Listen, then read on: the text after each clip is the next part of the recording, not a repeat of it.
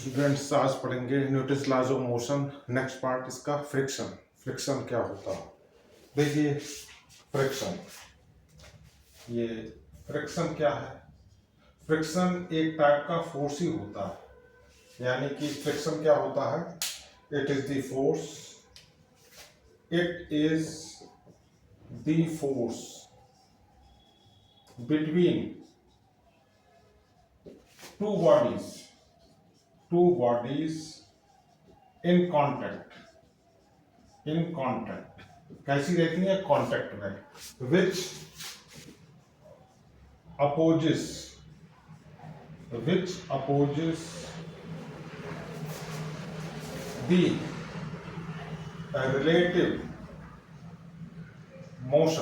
relative motion of two bodies placed in contact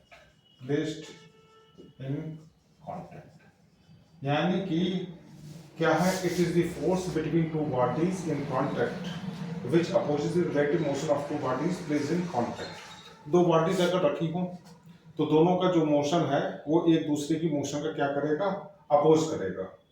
ठीक है, अब इसमें देख लीजिए, यानी कि क्या चीज है? फ्रिक्शनल फोर्स कैसा है? ये नॉन कंजर्वेटिव फोर्स होता है। यानी कि frictional force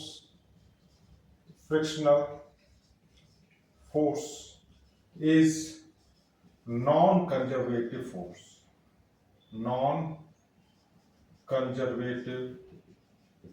force.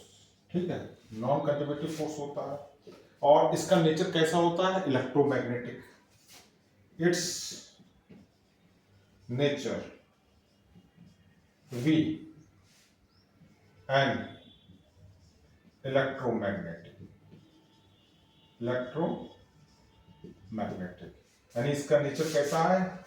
It's nature V an electromagnetic. और कौन सा है ये? यानी कि नॉन कंजर्वेटिव फोर्स है। यानी कि इसमें नोट करके लिख लें, यानी फ्रिक्शनल फोर्स हमेशा क्या करता है? अपोज करता है। यानी कि relative motion between two bodies which are in contact. ठीक है, number one, frictional force always opposes the relative motion of two bodies which are in contact यानी कि frictional force always opposes the relative motion of two bodies which are in contact. अगर friction ना हो तो हम चल भी ना पाए। फ्रिक्शन हमेशा मोशन कैसा लगता है? अपोजिट। और दो बॉडीज हैं, दोनों मूव कर रही हैं, तो दोनों एक दूसरे के ऊपर फ्रिक्शनल फोर्स एक्ट कर रही हैं। यानी कि दोनों की जो रिलेटिव मोशन है एक दूसरे के द्वारा क्या की जाएगी? अपोज की जाएगी। तो frictional force always opposes the relative motion of two bodies which are in contact. दूसरा क्या है? ये भी फ्रिक्शन कभी कभी क्या करता है? अपोज करता है मोशन का। कभी कभी क्या करता है? सपोर्ट भी करता है। जैसे पहाड़ पे जा रहे हैं, अपोज कर रहा है, अब हम फिसलने लगे तो फ्रिक्शन क्या करेगा? हमको रोक लेगा। तो फ्रिक्शनल फोर्स लिख लीजिए, ये भी frictional force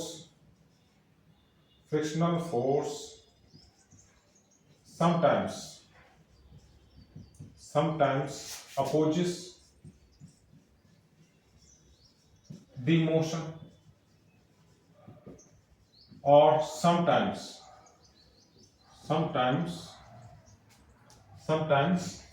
support the motion।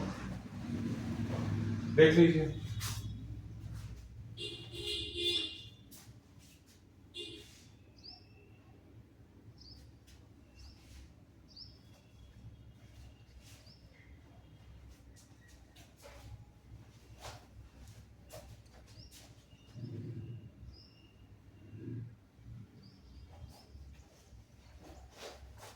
अब देखिए आगे, आगे लिमिटिंग एंगल ऑफ फ्रिक्शन क्या होता है, और सिंपल एंगल ऑफ फ्रिक्शन क्या होता है, स्टैटिक फ्रिक्शन क्या होता है, काइनेटिक फ्रिक्शन क्या होता है, और रोलिंग फ्रिक्शन क्या होता है।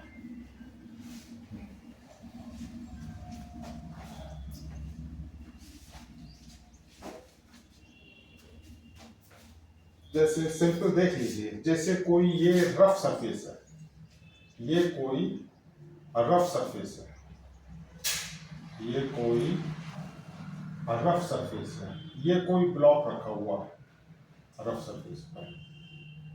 अब देखिए ये कोई ब्लॉक रखा हुआ है, तो देखिए आपको मालूम है ये नॉर्मल रिएक्शन कहलाती है।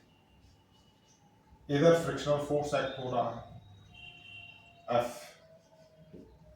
अब देखिए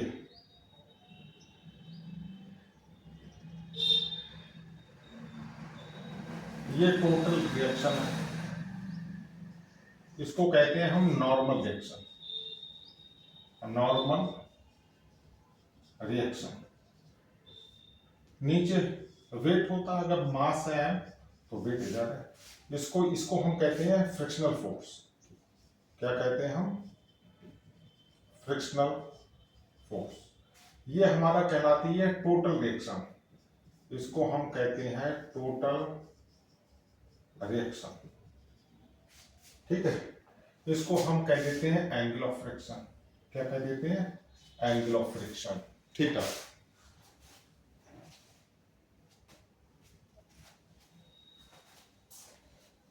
तो यहाँ थीटा हमारा क्या कहलाता है?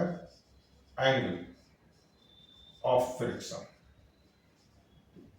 इसी को दूसरा नाम कह देते हैं हम लिमिटिंग एंगल ऑफ फ्रिक्शन भी कहते हैं, लिमिटिंग एंगल ऑफ फ्रिक्शन।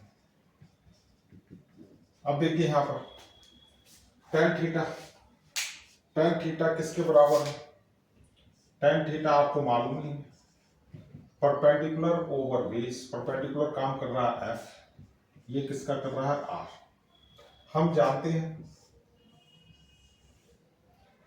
जानते हैं since mu is equal to tan theta, और यहां पर म्यू क्या है? हेयर जो म्यू है वो किसके बराबर, क्या कहते हैं इसको? Coefficient of friction between body and surface. ये सब फार्मूले पढ़ेंगे। म्यू क्या कहलाता है? Coefficient of friction between body and surface, इसको कह दो 1। तो therefore from इक्वेशन 1 हम क्या लिख सकते हैं? tan थीटा की जगह म्यू लिख सकते हैं F अपॉन R। तो यहां से एक रिजल्ट मिल गया, F is equal to mu R। यही तो मिल गया। F है फ्रिक्शनल फोर्स और R है नॉर्मल रिएक्शन, इसको कहते हैं 2। अब देखो यहाँ पर R किसके बराबर है? यहाँ पर देखें R है mg के बराबर, तो हम इसको ऐसे भी लिख सकते हैं F is equal to mu mg। ये सब फार्मूले आएंगे। ठीक है, इसको हमने कह दिया थर्ड। देख लें,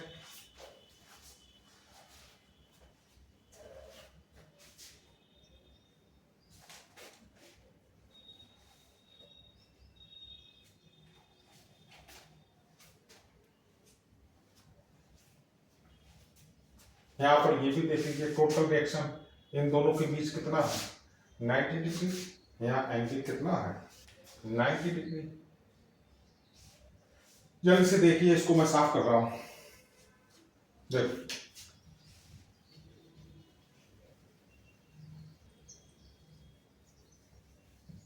ये भी देख लीजिए टोटल रिएक्शन ये किसके बराबर होगी? ये R रूट, ये देखिए R का स्क्वायर प्लस F का स्क्वायर। तो आप इसको ऐसे भी लिख सकते हैं आर स्क्वायर टोटल रिएक्शन और plus mu square R square, क्योंकि F is equal to mu R होता है। तो टोटल रिएक्शन को आप ऐसे भी लिख सकते हैं, आर को बाहर ले लें तो बाहर आएगा तो आर स्क्वायर बाहर आएगा तो रूट की बेस से आर हो जाएगा, रूट 1 प्लस म्यू स्क्वायर। और यहां पर देखो नोट करके, if surface is smooth, if surface is frictionless then mu कितना हो जाएगा 0। therefore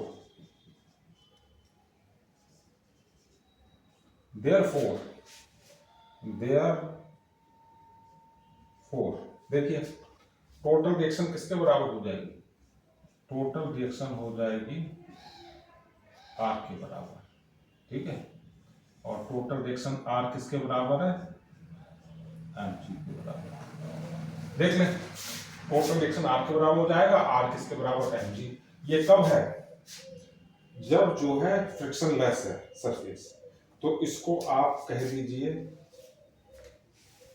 3 कह दिया, इसको कह दो 4। क्या कह दो 4। अब पढ़ेंगे फ्रिक्शन कितने टाइप का होता है, ठीक है। अब इसको पहले देख लें।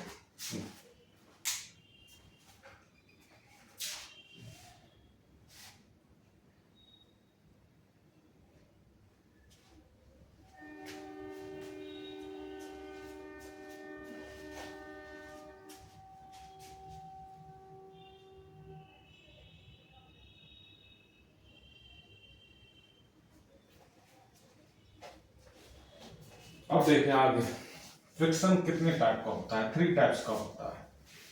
कौन कौन सा, स्टैटिक फ्रिक्शन, काइनेटिक फ्रिक्शन या डायनामिक फ्रिक्शन और फ्लूइड फ्रिक्शन। ये 3 टाइप के होते हैं। काइनेटिक फ्रिक्शन भी 2 टाइप का होता है, एक होता है स्लाइडिंग फ्रिक्शन और एक होता है rolling friction.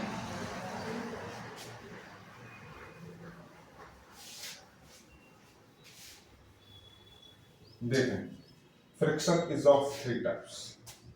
Friction is of 3 types.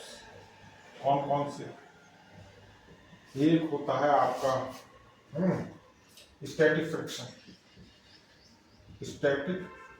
Friction और दूसरा होता है आपका काइनेटिक फ्रिक्शन का ही दूसरा नाम है डायनामिक फ्रिक्शन। क्या है, डायनामिक फ्रिक्शन। और ये भी इट इज आल्सो ऑफ 2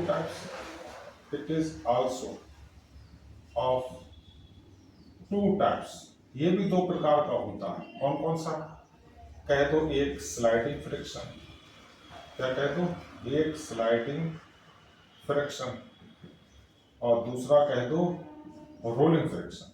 कौन सा, रोलिंग फ्रिक्शन। एक होता है पानी की परतों के बीच, ठीक है, यानी कि फ्लूइड फ्रिक्शन, जिसको कहते हैं विस्कस फोर्स। एक होता है आपका फ्लूइड फ्रिक्शन,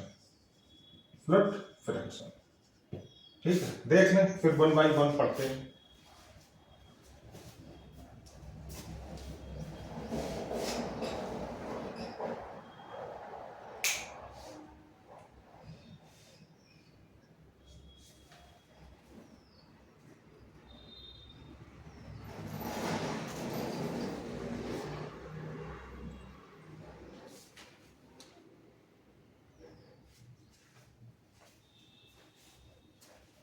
अब स्टैटिक फ्रिक्शन देखें।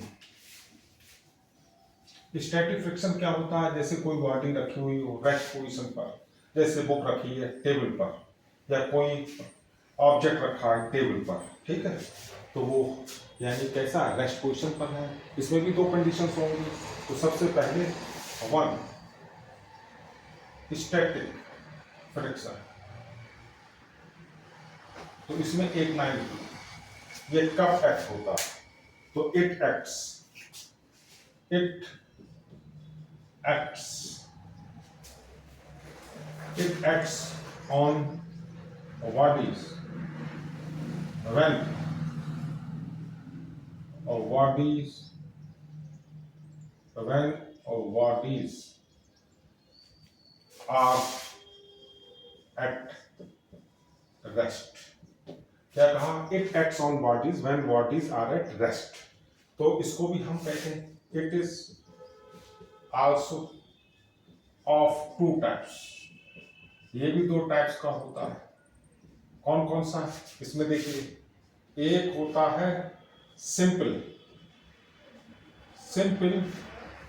Static friction. एक होता है सिंपल स्टैटिक फ्रिक्शन और एक होता है limiting static friction. Limiting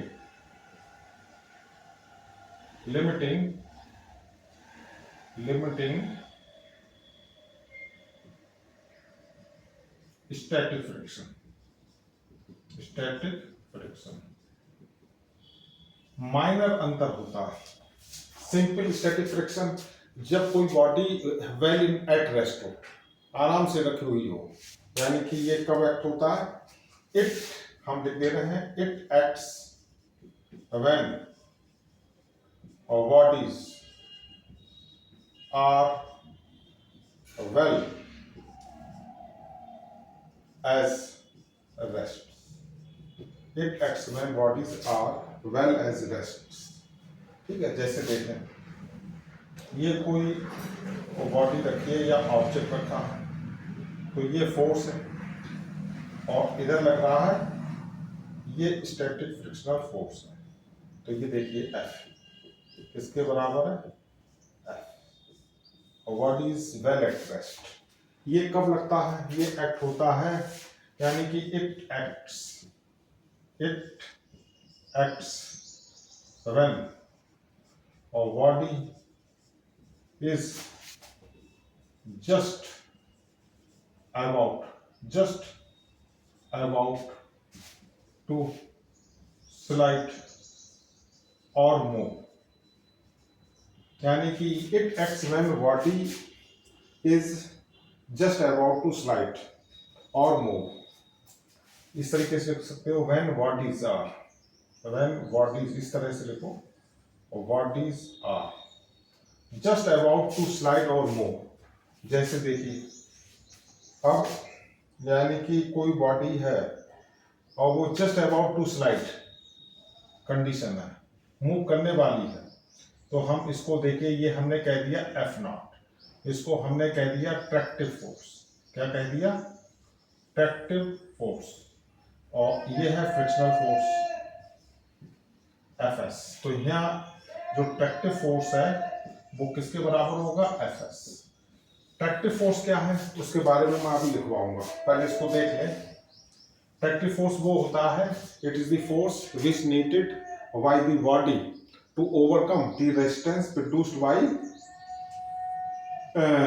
frictional force, produced by friction during rolling motion और स्लाइडिंग मोशन. देख लें.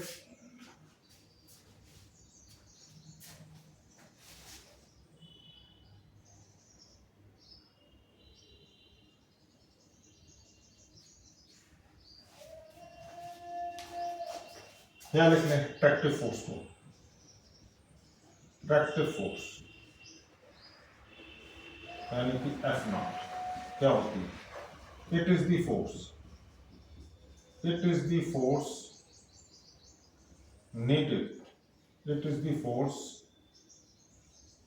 needed to overcome the resistance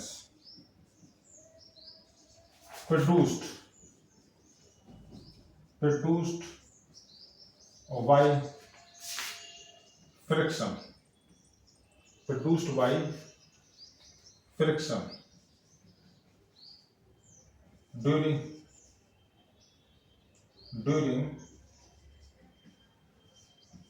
sliding or rolling motion.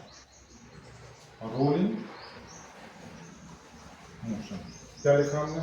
It is the force needed to overcome the resistance produced by friction during sliding और rolling motion. इसी को हम कहते हैं क्या चीज? Tractive force. ठीक है, देख लें इसे।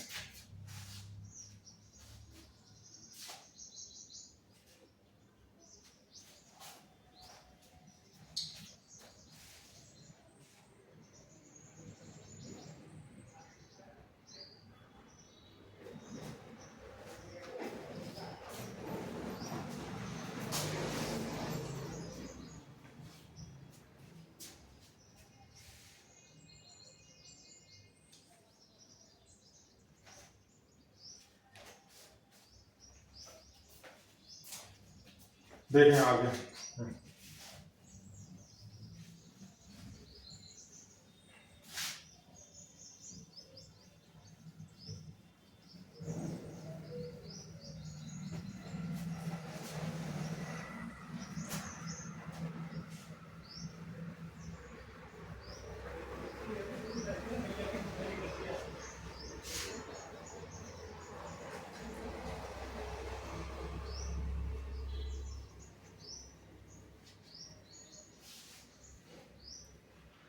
देखें जैसे सिंपल, ये कोई ब्लॉक या ऑब्जेक्ट है, ठीक है,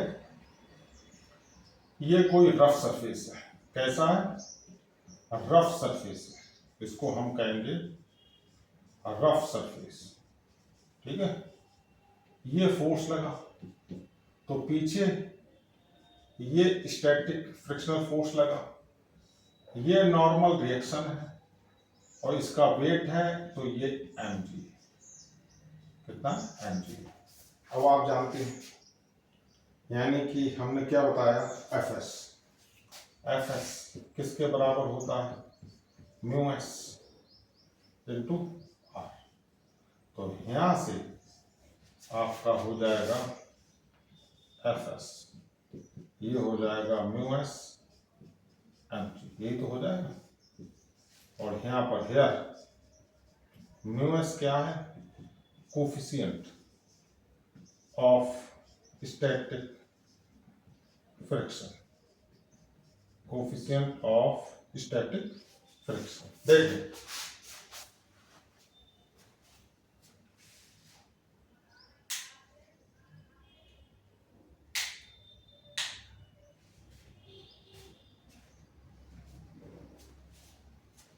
अब आगे काइनेटिक फ्रिक्शन क्या होता है? सेकंड,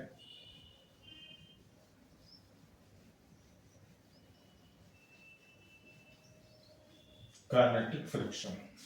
तो काइनेटिक और डायनामिक फ्रिक्शन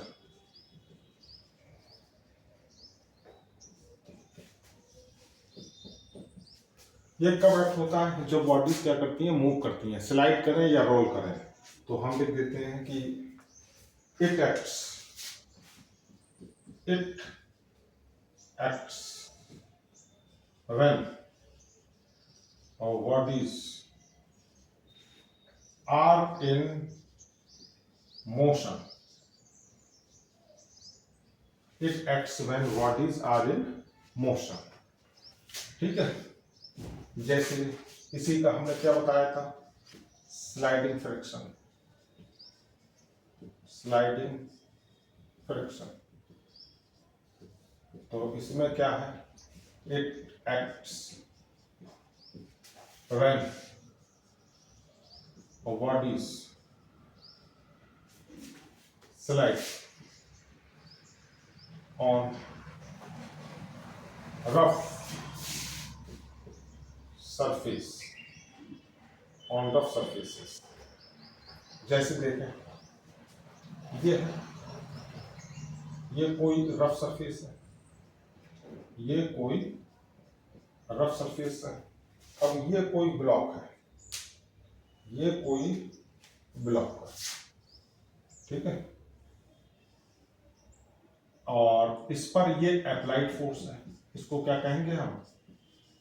अप्लाइड फोर्स कहेंगे। अब देखिए ये मूव करेगा, हमने माना ये किस एक्सेलरेशन से मूव कर रहा है, ए से कर रहा, तो इधर कौन सा लगेगा, काइनेटिक फ्रिक्शनल फोर्स। और इधर देखिए ये इधर है नॉर्मल रिएक्शन, इधर कितना होगा mg, ठीक है। तो ये ऑब्जेक्ट मोशन में, तो F माइनस एफ के और इज इक्वल टू एम, किस एक्सेलरेशन से, ए से, ये इक्वेशन कह दी बन, ठीक है।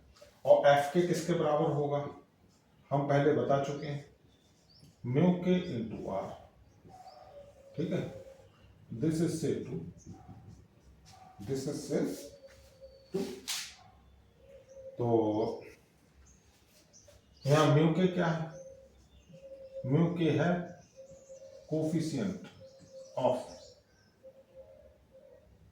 ऑफ काइनेटिक फ्रिक्शन, काइनेटिक या स्लाइडिंग फ्रिक्शन,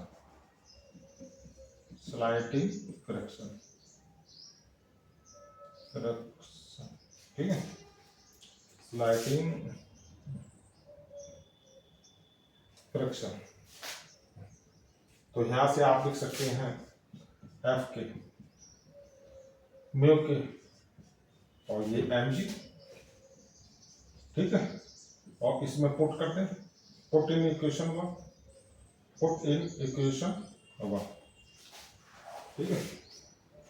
इसमें वन में पुट कर दें तो a निकाल देंगे, देखें f माइनस म्यू के mg is equal to m। अब देखिए यहां से आप फाइंड आउट कर सकते हैं एक्सेलरेशन भी, a किसके बराबर हो जाएगा, f माइनस म्यू के mg अपॉन m, ठीक है। कभी कभी लिखा हुआ ऐसे मिल जाता है, a is equal to f upon m, minus mm cancel हुआ तो म्यू के g, क्लियर। ये कौन सा है, स्लाइडिंग फ्रिक्शन यानी काइनेटिक फ्रिक्शन या डायनामिक फ्रिक्शन। इसका मतलब क्या है, जब ऑब्जेक्ट ये मूव कर रहा है किस पर, रफ सरफेस, ये कौन सा सरफेस है, ये रफ सरफेस है, ये कौन सा है जहां फ्रिक्शन का इन्वॉल्वमेंट है, रफ सरफेस, ठीक है। जब ऑब्जेक्ट मोशन में हो तो काइनेटिक फ्रिक्शन, जब रेस्ट पर हो तो स्टैटिक फ्रिक्शन, और अगर रोल कर रहा है तो वो रोलिंग फ्रिक्शन। पहले देख लें इसे,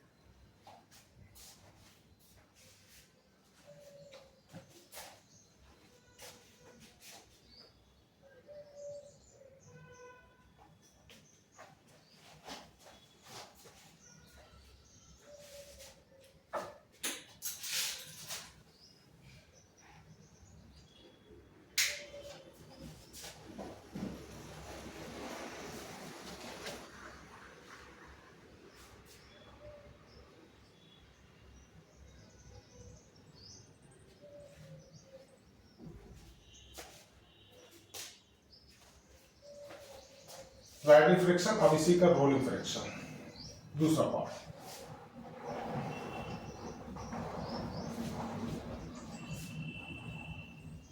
रोलिंग फ्रिक्शन,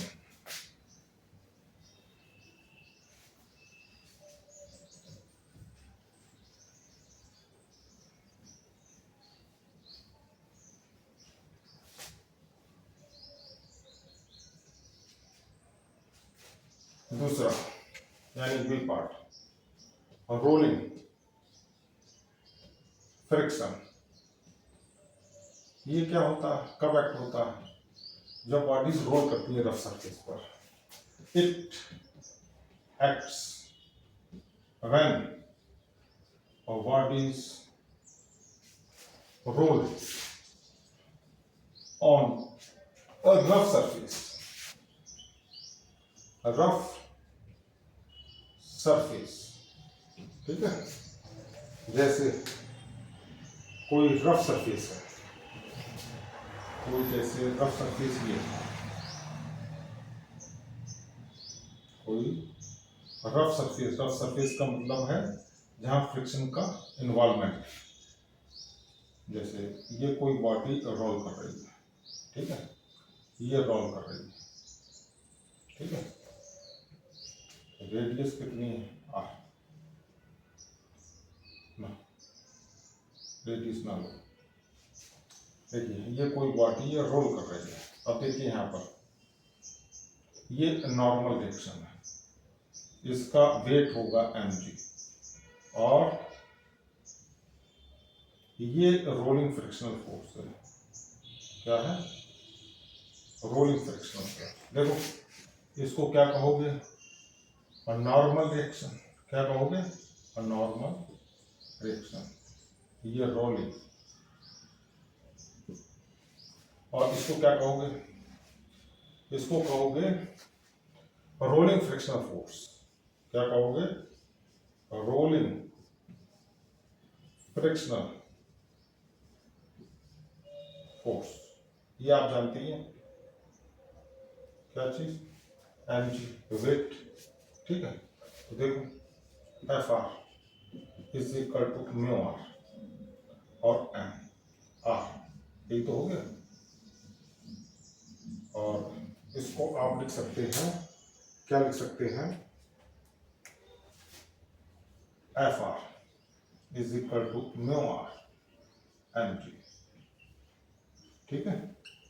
और यहां पर म्यू आर क्या कहलाएगा, coefficient of rolling friction, coefficient of rolling friction, ठीक है, कोफिशिएंट ऑफ रोलिंग फ्रिक्शन। देख लें,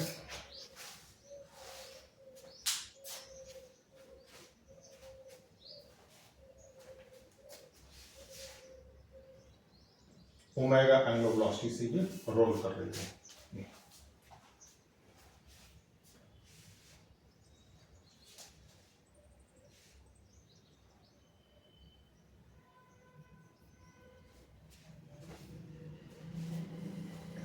अब आगे फ्लूइड फ्रिक्शन, ये आगे पढ़ेंगे फ्लूइड डायनामिक्स में, थोड़ा मैं बता दे रहा हूं।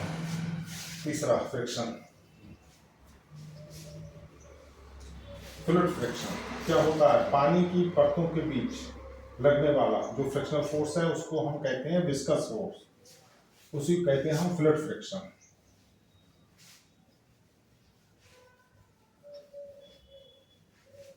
तीसरा थर्ड फ्लूइड फ्रिक्शन, ये कहां एक्ट होता है, तो it acts between the adjacent layers of liquid which is known as viscous force। Viscous force, इसी को हम कहते हैं viscous force. It acts between the adjacent layers of liquid which is known as viscous force. ये आगे हम पढ़ेंगे, किसमें पढ़ेंगे, जब हम पढ़ेंगे फ्लूइड डायनामिक्स में, फ्लूइड डायनामिक्स में। यानी कि एक होते हैं रियल फ्लूइड और एक होते हैं क्या चीज, आइडियल फ्लूइड, आइडियल फ्लूइड। तो इसमें तो नहीं, ये विस्कस होता है, इसमें विस्कोसिटी होती है, कॉम्प्रेसिबिलिटी होती है, इसमें विस्कोसिटी कॉम्प्रेसिबिलिटी नहीं होती है। तो ये इसके बीच, रियल फ्लूइड की परतों के बीच लगता है फ्लूइड फ्रिक्शन, इसके बीच नहीं। ये हम आगे पढ़ेंगे, ठीक है, आगे देखें। ये सब हम आगे पढ़ेंगे, ठीक है।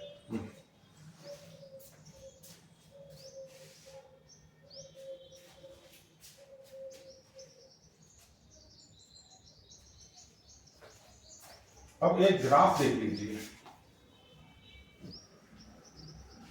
काफी पूछा जाता है, सिंपल है, सभी बता सकते हैं, नॉलेज होनी चाहिए। Variation variation of frictional force with frictional force F with tractive force F naught. Variation of frictional force F with tractive force F naught with F naught.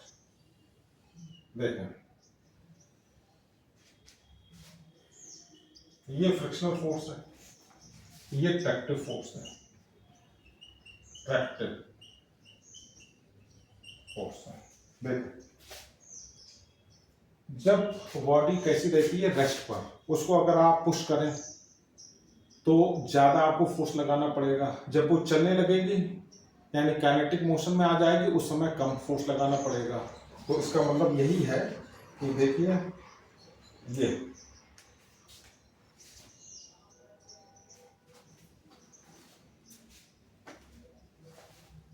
देखिए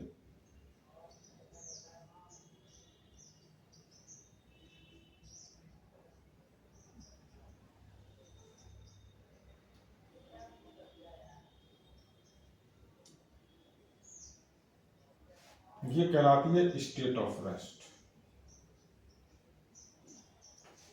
ये कहलाती है स्टेट ऑफ रेस्ट। ये origin कह दो, ये tractive force कह दो, और इसमें ये देख लीजिए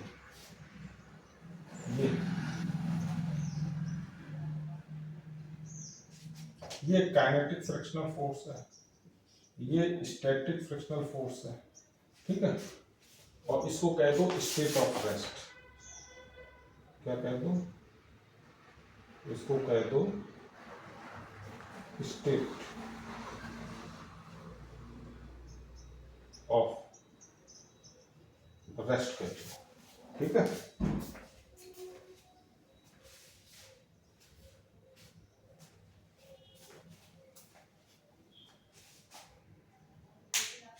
और इसको कह दो स्टेट ऑफ मोशन, इसको कह दो स्टेट ऑफ मोशन। अब देखिए ये काइनेटिक फ्रिक्शनल फोर्स है, ये स्टैटिक फ्रिक्शनल फोर्स है। अब आप ये समय ये जैसे कोई ऑब्जेक्ट अपने मूव नहीं कर रहा है तो स्टेट ऑफ रेस्ट, आपको ज्यादा फोर्स लगाना पड़ेगा। जब ये चलने लगेगा, मूव करने लगेगा तो कम ही फोर्स में आ गए। तो इसका मतलब क्या हो गया, सबसे बड़ा होता है स्टैटिक फ्रिक्शनल फोर्स, फिर क्या होता है काइनेटिक फ्रिक्शनल फोर्स, फिर क्या होता है और रोलिंग फ्रिक्शनल फोर्स। अब देखिए यहाँ पर म्यू एस इंटू आर, ये म्यू के इंटू आर, फिर ये होता है म्यू आर इंटू आर। तो आपको यानी कि जो कोफिशिएंट ऑफ स्टैटिक फ्रिक्शन है ये सबसे अधिक होता है, फिर kinetic friction, coefficient of kinetic friction, और सबसे कम होती है कोफिशिएंट ऑफ रोलिंग फ्रिक्शन। ये रिलेशन खूब पूछा जाता है, देख ले।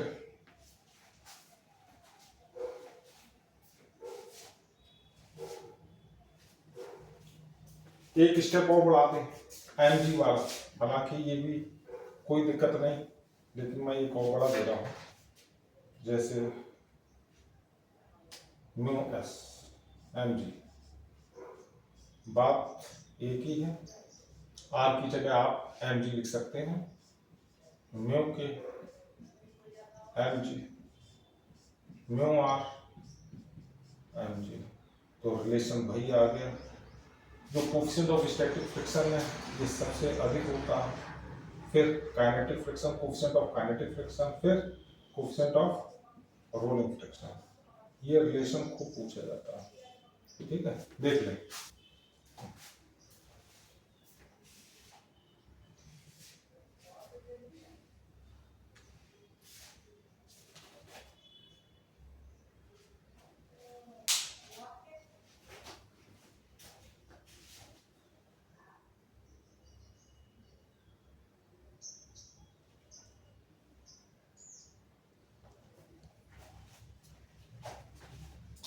अब कुछ क्वेश्चंस कीजिए। फिर ये करवाएंगे आपके ये एंगल ऑफ रिपोर्स। पहले इन पर कुछ क्वेश्चंस कर लेंगे। सिंपल है, अप्लाई करना आना चाहिए बेसिक को। जैसे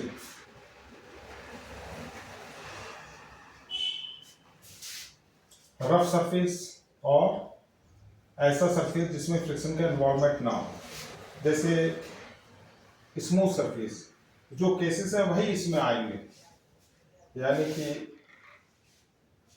मोशन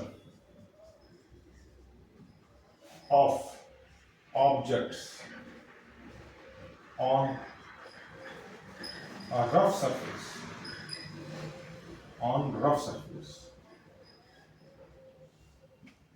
देखो पहला सिंपल, केवल हम फिगर बनाएंगे और क्वेश्चंस बताएंगे।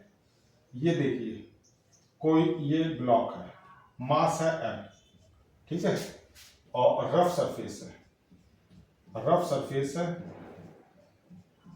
और अप्लाइड फोर्स है। अप्लाइड फोर्स कितना है? जैसे हमने यहाँ F लिख दिया, ये F क्या है? Applied force, applied force.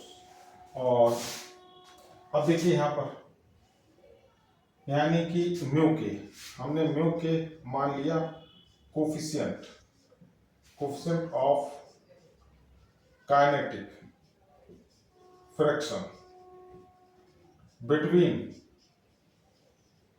Object and surface, and surface.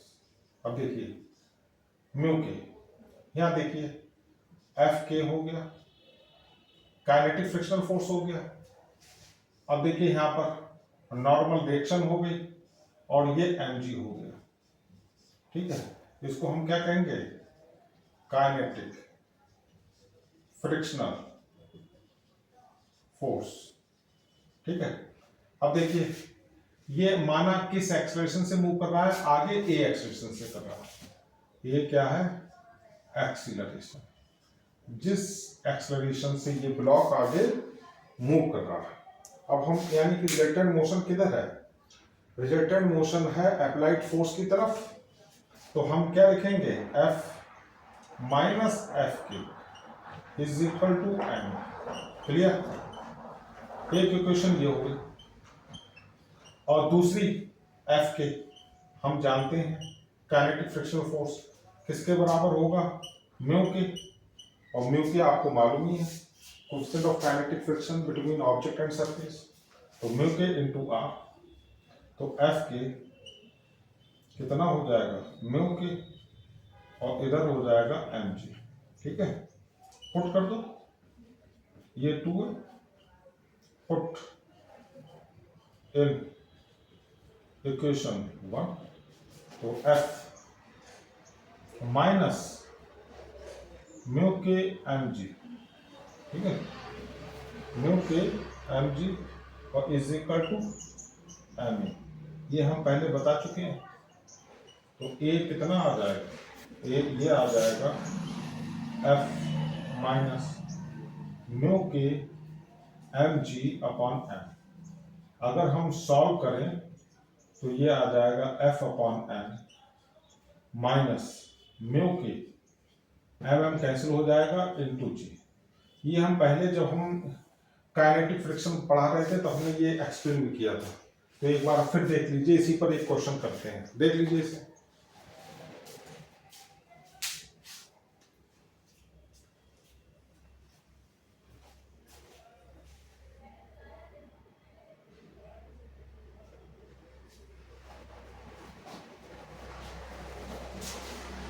और इसी पर एक एग्जाम्पल कीजिए, इसी पर एक एग्जाम्पल कीजिए।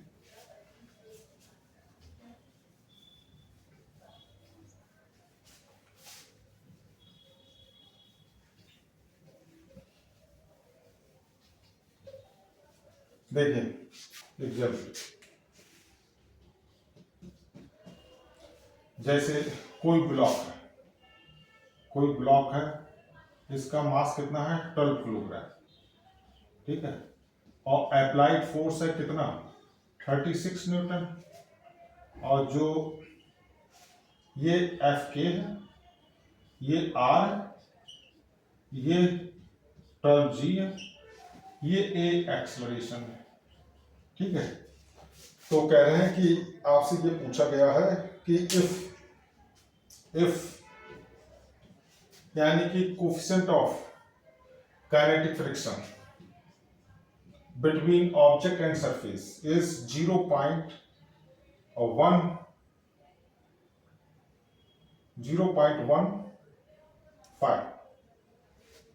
then coefficient of kinetic friction between object and surface, ठीक है, इतना है। Then find acceleration by which block moves, ठीक है, बिल्कुल वही है। और यहाँ जी की वैल्यू कितनी दे रखी है, 10 मीटर पर सेकेंड स्क्वायर, ये गिवन होगी। अगर 10 गिवन है तो 10 और नहीं तो 9.8, ठीक है। अब जैसे देखिए F माइनस आपने पढ़ा अभी F के, और किसके बराबर, 12A के बराबर, ठीक है। अब यहाँ पर देख लीजिए F कितना है, 36 न्यूटन, और F के कितना होता है, म्यू के, आप इसको आप लिख सकते हैं म्यू के mg। तो F के हो गया आपका, म्यू के कितना हो गया 0.15, m कितना हो गया 12, और g कितना हो गया 10। अब इसको सॉल्व कर लो। देखिए 15 15 2 जा 30, 15 2 जा 30, 3 15 बन जा 15, और 3 18। तो 2 डेसिमल, और यहाँ 10 से कर लो फिर से, तो F के कितना आ जाएगा 18, ये आ जाएगा। देख लें, सिंप्लीफाई कर लें। 15 2 जा 15 दूनी 30, 0 3 15 3 15, और 3 18, 2 यहाँ, और 10 से मल्टीप्लाई करो। एक चीज देखिए यहाँ पर, हाँ ये 2 डेसिमल का है, और अगर आपने 10 से मल्टीप्लाई किया तो कितना आ जाएगा 18 आ जाएगा। क्लियर, यहाँ पुट कर दे। F कितना 36, और F के कितना 18, ये कितना है 12, तो A 36 में से 18 गए तो कितने 18 बचे, और 12, तो 3 4 जा 12, 3 6 जा 18, 2 2 जा 4, 2 3 जा 6, तो A आ जाएगा 2 1 जा 2, और 2 5 जा 10, 1.5 मीटर पर सेकेंड स्क्वायर। चेक कर लें ये कैलकुलेशन।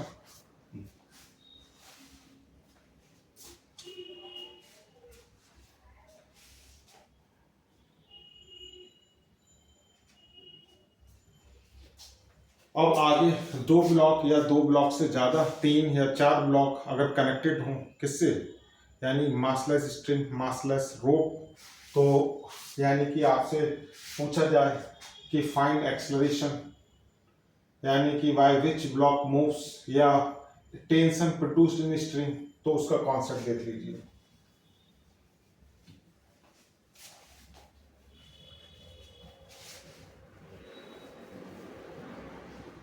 जैसे 2 ब्लॉक, सबसे पहले कराएंगे 2 ब्लॉक पर।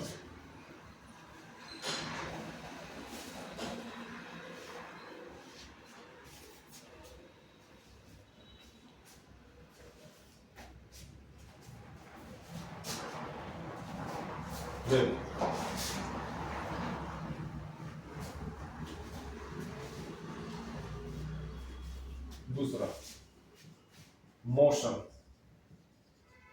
of blocks connected through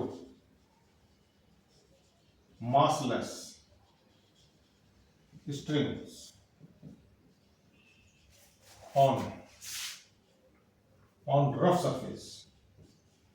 rough surface.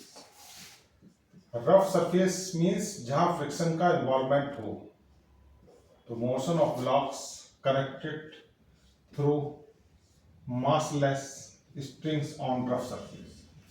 Motion of blocks connected through massless strings on rough surface. जैसे देखो, हमने दो ब्लॉक ले लिए, एक ब्लॉक ले लिया, एक ब्लॉक ले लिया, हमने स्मूथ सरफेस में भी करवाए थे।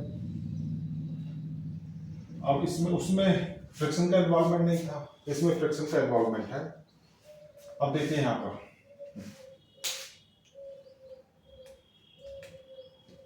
F हो गया अप्लाइड फोर्स। क्या हो गया?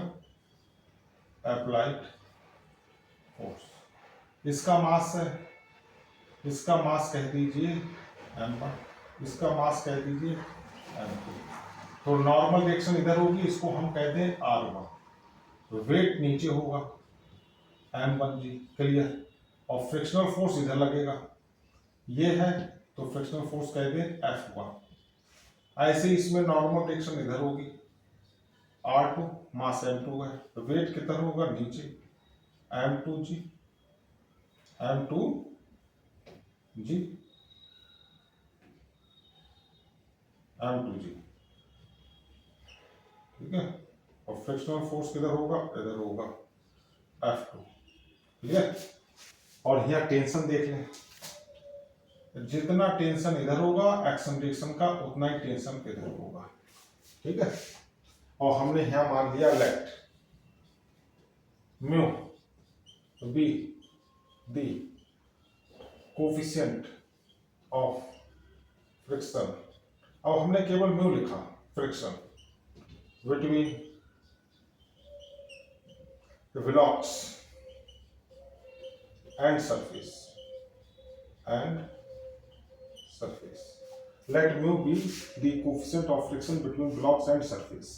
अब हम सबसे पहले इसकी बात कर रहे हैं, M1 ब्लॉक की, किसकी कर रहे हैं? यानी कि फॉर ब्लॉक M1। अब देखो रिजल्टेंट मोशन इधर है, तो हम F करेंगे माइनस, अब इधर दो फोर्स लग रहे हैं, T और F1। तो T क्या है? ये टेंशन है, टेंशन प्रोड्यूस्ड इन स्ट्रिंग। तो F माइनस ब्रैकेट में T प्लस F1। क्यों हम लिखेंगे? इन दोनों की डायरेक्शन कैसी है? एक ही तरफ है, is equal to M1 A, ठीक है।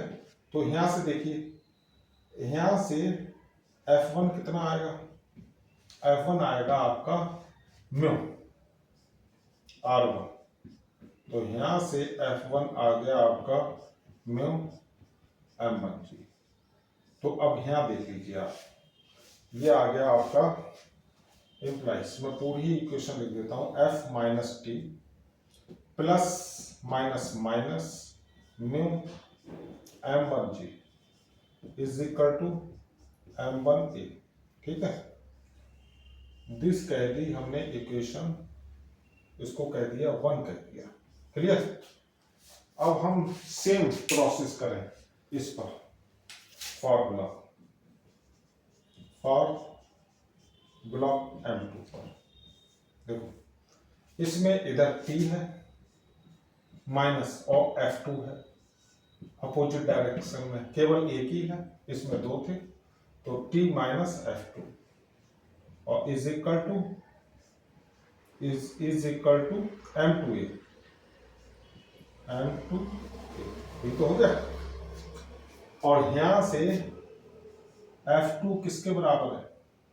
ये है म्यू इंटू R2, तो इंप्लाइज F2 किसके बराबर हो जाएगा? Mu into M2G।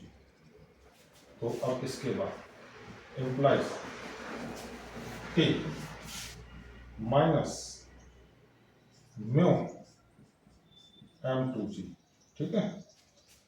T minus mu M2G is equal to M2A। This is equation 2।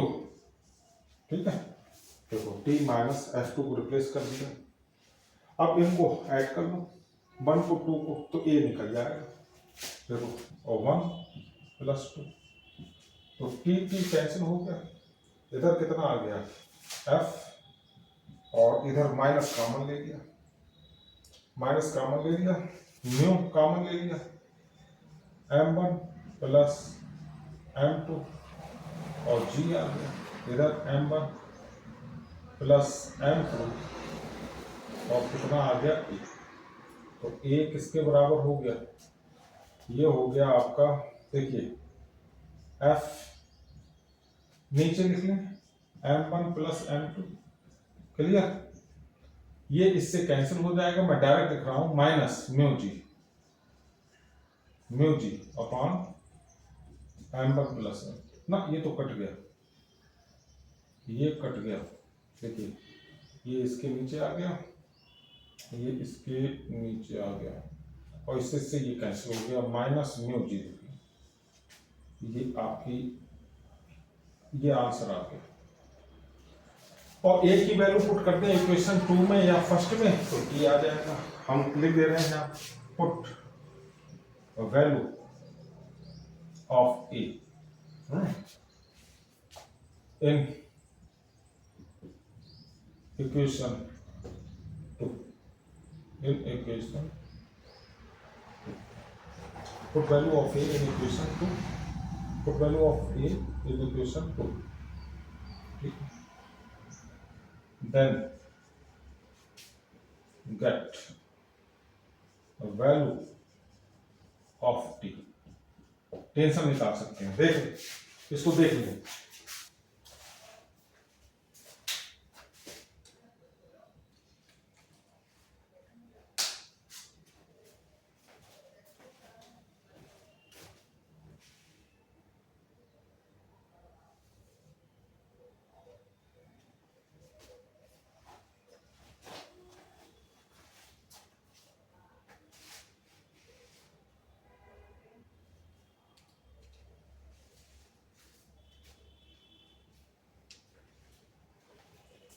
इसी का एक एग्जाम्पल करें, ठीक है, इसी का एक एग्जाम्पल करें, ये वैल्यू जब करेंगे एग्जाम्पल में, यानी कि ये वैल्यू जब एग्जाम्पल करेंगे तो ये बहुत ही, इसकी सिंप्लीफिकेशन इजी हो जाएगी, इसमें बहुत भारी भरकम लगती है कि m1 m2 a ये वैल्यू लेंथी हो जाता है, लेकिन न्यूमेरिकल क्वांटिटी कैलकुलेट होती रहती हैं, यानी कि इतना लेंथी नहीं रहता उसमें, देखें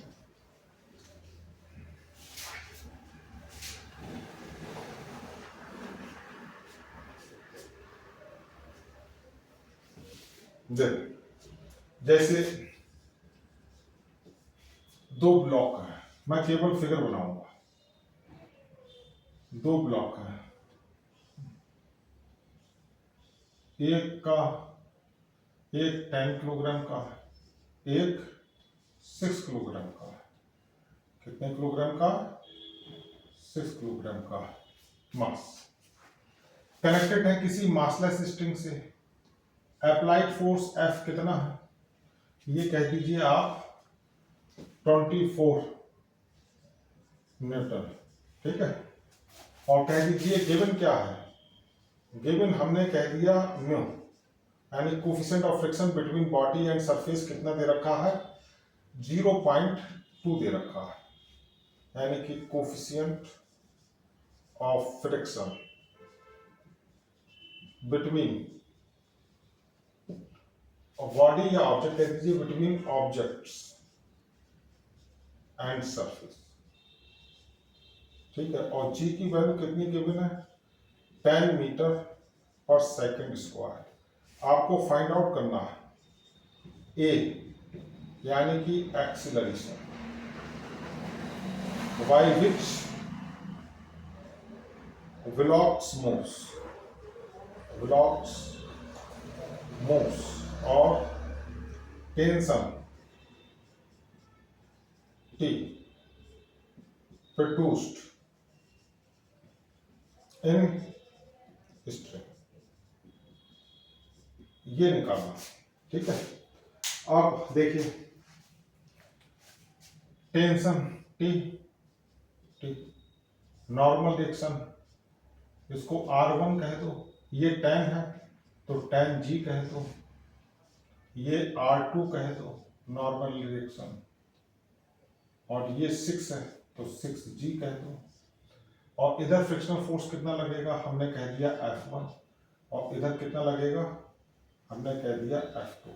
ठीक है, अगर अब हम बात करते हैं फॉर ब्लॉक 10 किलोग्राम की बात करें, ठीक है, तो 10 किलोग्राम में क्या होता है, देखिए F हो गया माइनस T प्लस F1 हो गया और इज इक्वल टू 10, कितना हो गया, A हो गया। अब ये दोनों ब्लॉक किस एक्सलेशन से मूव कर रहे हैं, A से एक्सलेशन, ये हमने मान लिया लेफ्ट। ठीक है, अब देखो यहाँ पर F1 किसके बराबर हो जाएगा, म्यू R, तो म्यू कितना है, म्यू और tan G, तो F1 म्यू कितना है 0.2 और tan और G कितना 10, तो ये F1 कितना हो गया, ये हो गया आपका, देखिए ये हो गया 20 हो गया 20 न्यूटन। ठीक है, तो ये आ गया आपका F माइनस T। अब देखिए F की जगह क्या लिखोगे, F की जगह लिखोगे 24 minus T, minus plus minus minus 20, और is equal to tan T, ये तो आ गया।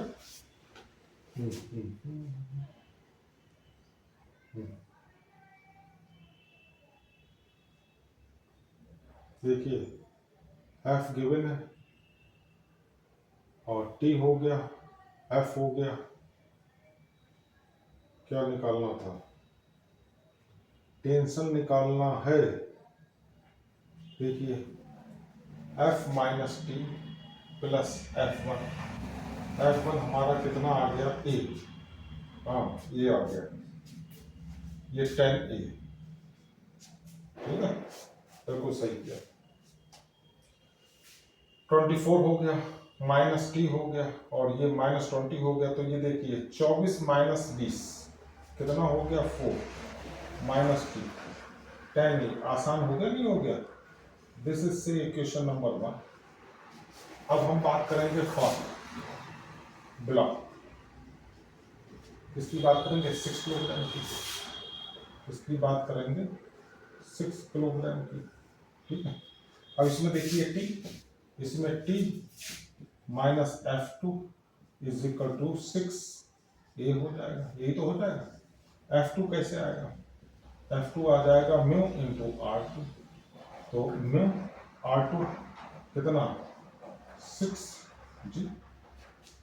अब F2 ये म्यू कितना है 0.2 और 6 और G कितना 10, तो 2 6 10, F2 कितना आ गया 12 मीटर, तो T माइनस 12 और इज इक्वल टू 6A। अब ये इक्वेशंस आ गई, अब इन इक्वेशंस को सॉल्व करना। देखो 1 इक्वेशन को 2 से ऐड करना, तो ये देखिए इक्वेशंस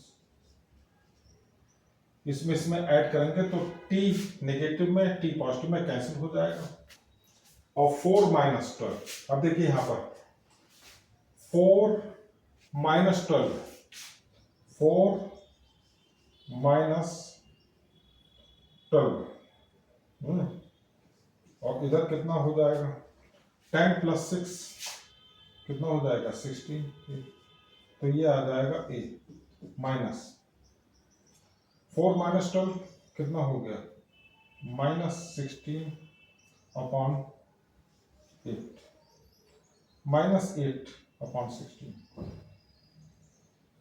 माइनस 8 अपॉन 16, तो 16। देखिए नेगेटिव में आ रहा है एक्सप्रेशन, ये 8/16, तो देखिए 8 बन जाए 8 2 जा 16, तो एक्सप्रेशन आ रहा है -0.5 मीटर पर सेकंड स्क्वायर। जैसा रिजल्ट आए, पॉजिटिव में आए तो पॉजिटिव में, नेगेटिव में आए तो नेगेटिव में, इसका मतलब रिटार्डेशन है। ये आ गया -0.5 मीटर पर सेकंड स्क्वायर। किसी एक इक्वेशन में पुट कर दो, मैं यहाँ पुट कर दे रहा हूँ, यानी कि पुट ए इन इक्वेशन 2, तो देखो इसमें पुट कर दो 2 में, तो टी -6 कितना है, -0.5, ठीक है। अब सॉल्व करो, देखिए टी इधर गया 12 और -6 5 जा 30, तो -3.0, 6 5 जा 30, 3.0, तो टी 12 में से 3 गए तो 9 न्यूटन। तो ये आपके आंसर्स आ गए, टेंशन आ गया और एक्सलेरेशन आ गया। देख लें,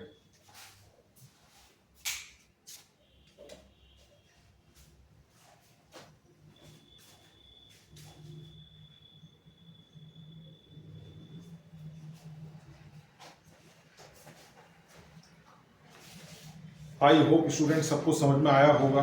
please like share subscribe channel. आगे नेक्स्ट वीडियो में एंगल ऑफ रिपोज के बारे में बताएंगे और inclined plane, motion of blocks on rough inclined plane, ठीक है। ओके।